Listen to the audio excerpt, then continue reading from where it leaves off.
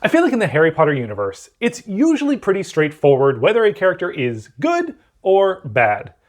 Those who want to defend the rights of house elves, and those who stand up for creatures of all shapes and sizes, those are the good ones. The ones who are prejudiced against these creatures, or against anyone who's not like themselves, for things beyond their control, those are the bad ones.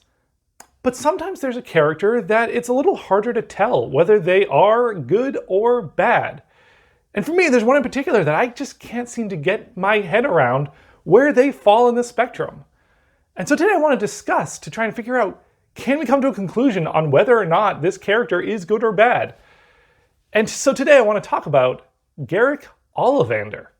Mr. Ollivander, I need to ask you a few questions. So the first question I have is, how does he pay for his supplies? He spends his days focusing on building these incredible wands, and he makes a point to specify that he will only work with 3 different wand cores: unicorn hair, phoenix feather, or dragon heartstring. Other wand makers will use other things, but he will only use those. The problem is, it sounds like those are pretty expensive. There's a point in Half-Blood Prince, in particular, that I think shows us a little bit of the cost of the supplies that he's working with. So this happens when Hagrid and Slughorn are talking, and Hagrid gives Slughorn unicorn hair. Slughorn they're doing a bunch of toasts, and Slughorn says, "To friendship, to generosity, to 10 galleons a hair." He's talking about the unicorn hair that he had just received from Hagrid. And he talks about it costing 10 galleons a hair. Now, this is a problem because we know from the first Harry Potter book that wands themselves cost 7 galleons a wand. Well, if the wand contains a unicorn hair that costs 10 galleons, plus the cost of the wood, plus the cost of the labor to create the wand, how is he then turning around and selling it for 7 galleons? Selling it for less than the supplies alone would cost. Yikes. Now, there are a couple of possible explanations behind this. Maybe he buys the unicorn hairs wholesale and can get a discount. I don't know, it seems like that's quite a big discount if he can get the unicorn hairs enough that each hair then comes down to less than 7, and he can then turn around and still turn a profit. This company's been around for a long time. If he's having to get that much of a discount on the hairs in order to turn a profit at all, that's a bit of a risky business plan.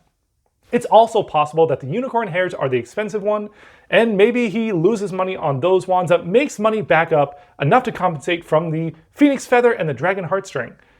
Well, I don't think that's the case either. You see, it sounds to me like unicorn hair should actually be the easiest one to get, and therefore the cheapest. We are outright told that phoenix feather is the hardest one to get, is the rarest of the 3. And dragon heartstring, it sounds like you'd have to kill the dragon to get the heartstrings, or find a dragon that has died of natural causes, however they get it. Natural causes? What in nature could cause that?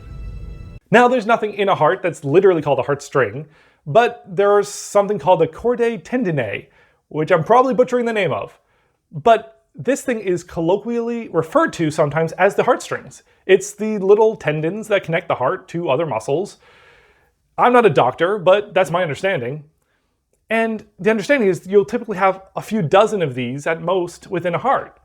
So if every dragon dying only gives a few dozen of these heartstrings, it sounds to me like it's going to be pretty difficult to get these heartstrings. Whereas Hagrid himself mentions he has tons of unicorn hair around that he uses to bind creatures because it just falls out of the unicorn. It sounds to me like the unicorn hair should be the easiest one to get, and therefore the cheapest. And at 10 galleons a hair, I can't even imagine what the cost of the phoenix feather or the dragon heartstring would be. Billions? So with all this in mind, I think the most logical assumption here is that the wand making may not be how he actually makes his money. Maybe the store itself is a front for something a little more seedy in the background. We also have to keep in mind the type of person that Garrick Ollivander is.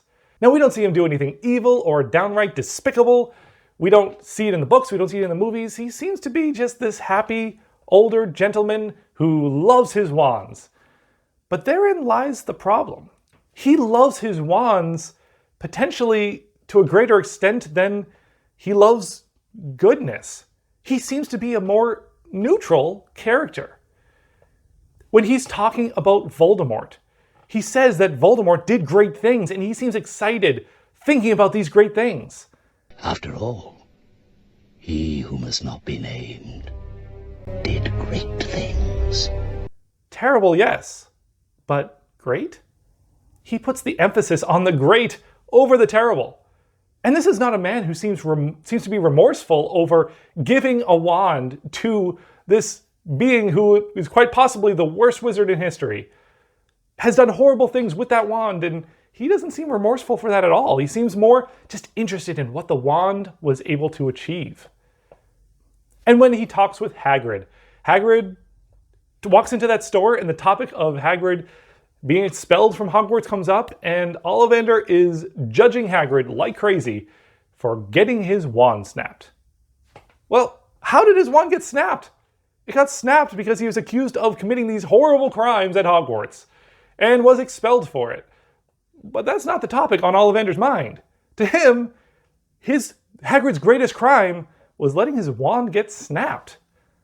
His focus on these wands over everything else does bring into question what is valuable to him and what lines would he be willing to cross.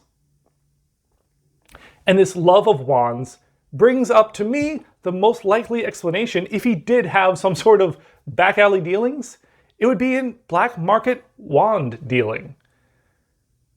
Now there are characters that we see, they are the bad guys. And for the most part, bad guys go to Azkaban.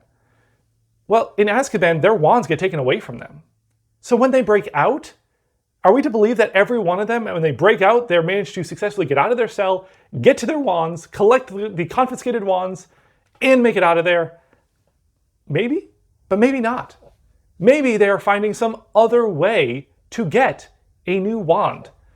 And as convicts, as people who have broken out of Azkaban, as people who are on the run, they can't just walk into any establishment to get themselves a new wand. That could be where Ollivander comes in. Feeling the pressure of his love of wands and his desire for them to be out there creating magic at any cost, he could be willing to make wands and give wands to the people that society says shouldn't have them. And to him, getting that money in return for letting this wand out to see what it can achieve is greater than the idea of good or evil. We even see direct evidence of somebody making it out of Azkaban and getting a wand. We know that Sirius was able to get a wand after escaping from Azkaban. Nice one, James! If Sirius, who is thought to be one of the biggest criminals in the universe at that time, in this Harry Potter world, and he was able to get a wand, where did he get it? If Ollivander's willing to give one to him, given what Ollivander should have expected out of him, that's not a good sign for how far he'd be willing to go. So what do you think?